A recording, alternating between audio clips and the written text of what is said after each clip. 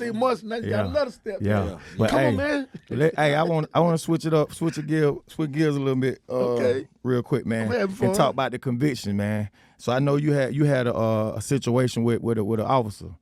Can we touch on that? Like, you know what I'm saying? You went to trial and all that. How touch on that if you don't mind with this state patrol situation. It was all political. Okay. And I had no choice but to go to trial. We were just talking about relationship goals and things. My second wife, I married to my second wife, and we had issues. We didn't have physical issues, but we had issues. And my second wife called the police one day, and this particular cop shows up. And when he showed up, he came inside of my house, and I was sitting to the table like we're sitting there now. And when the officer came into my house,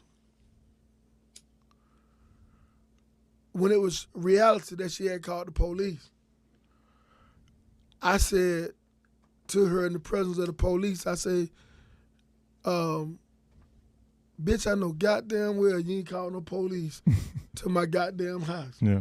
And when I said that, the officer responded and said, I'm going to need you to be quiet.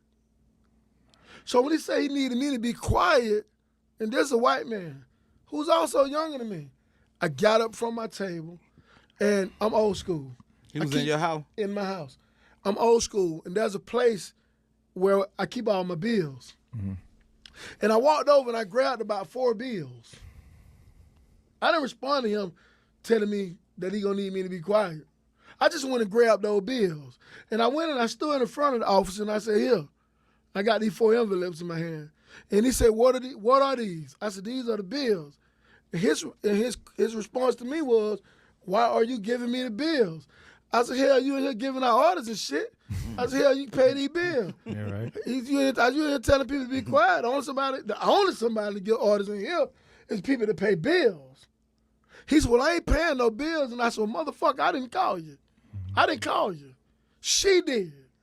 Right. I didn't call you. I dare you come in my house and tell me to be quiet. You got me fucked up. Yeah, right. And the situation was, let me tell you what the situation was. In the African-American community, I said earlier, we're afraid of everything except each other. In most cases, when a woman picks up the phone in our communities and says she calling the police, what do we do? Leave. Before the police get there. See how both of y'all got the same answer? Get the hell on. He wasn't used to dealing with, when he got there, he was expecting me to be what? Gone. But he had the right one today. Real. He had the right one today. I knew I hadn't broken no laws. And when he got there and I told him when he said he said he wasn't gonna pay no bill, I invited him to get the fuck out of my house. And I told him, I said, you take this once a month bleeding maggot with you. Yeah. And I'm sorry that I ever spoke those words, but this is how I was feeling at the time. Okay? So when he grabbed the doorknob to walk outside of my house, it's him, my wife, and myself. When he looked back to see that I was going outside with them, he asked the question, he said, where are you going? I said, man, her last name what? Reeves. Anywhere she can go, I'm welcome to go too. He said, but you told us to go outside. I said, yeah, because you're inside of my house talking crazy. Let's go out here on this sidewalk where all the taxpayers and paid for it, and you can talk crazy. It's a little different, yeah. Okay? He threw his hands up, he went and got in the patrol car, and he rode off. Later on, I was in politics at the time. The police chief was a friend of mine. I would like to say me and the police chief were good friends. Well, this same particular officer, fell asleep in a patrol car. Okay? And before he would be punished by the chief of police, he decided to quit working and go to work for the sheriff department. And from the sheriff department to Georgia State Patrol. I get a phone call that a friend of mine, y'all know that I ride with motorcycle clubs, but I get a phone call that a friend of mine had been in a motorcycle accident and he possibly was dead. When I get to the scene, the motorcycle was in such ruins that the only way, when I saw the back tire of the motorcycle, I knew who it was. And I became emotional. Went across the yellow tape, They had it taped off. I went across the yellow tape. And when I went across the yellow tape, a trooper, this other trooper, walked towards me and he said, hey, I'm going to need you to get back on the other side. And I got back on the other side.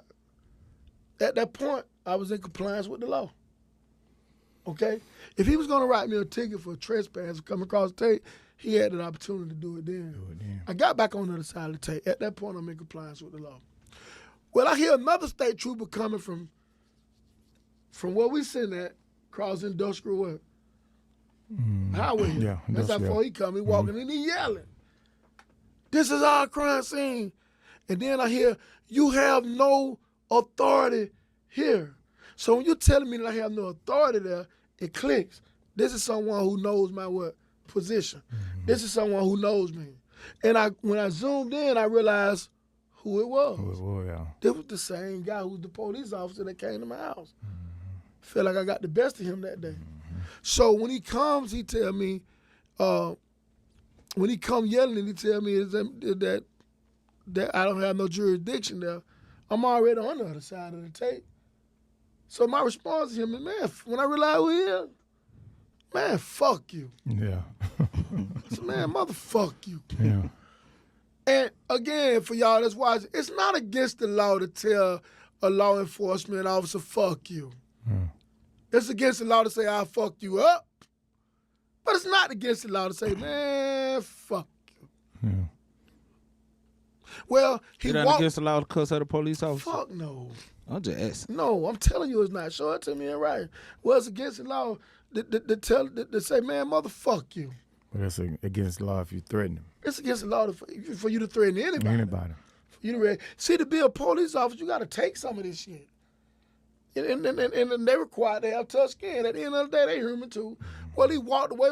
When he walked away, after I said, fuck you, he turned around as he was walking away and he gave me a smirk. Like, yeah, nigga, I told your ass. I got you. And when he gave me that smirk, I responded, dude, it's still fuck you. You know what I'm saying? So now he turns around and he tells me to put my hand behind my back, which I refuse. Because you need to tell me what I'm putting my hand behind my back for. So when he reached for me, you could clearly see if you came to my trial when they're saying I pushed the state trooper. Like, reach for me, Rell. Hey, man, don't put your hand on me. That's what I did. Now, the law says you can't touch him with, period. But at the same time, you didn't reach for me. Hey, man, do not put your hands on me. And they charged me with that. You heard all the stories that I went and snatched the sheet off the bodies. And I did. None of this stuff happened, man. None of this stuff happened. This was a simple case of me going across the tape, and an officer who feel like I got the best of him came out and was going to show me today I got your ass now. Yeah, so he had a vendetta against you would say. And this is what happened. All right, so with this particular case, what were your charges? What was you charged with? My charge was two felony counts of obstruction of an officer, failure to obey, criminal trespass, dishonor conduct, and violation of oath of office. Now, the thing about the violation of oath of office is... All that? Yeah. The thing about the violation of oath of office is the charge does not stand without another felony conviction. Oh, okay. A jury went into the box and found me not guilty of all...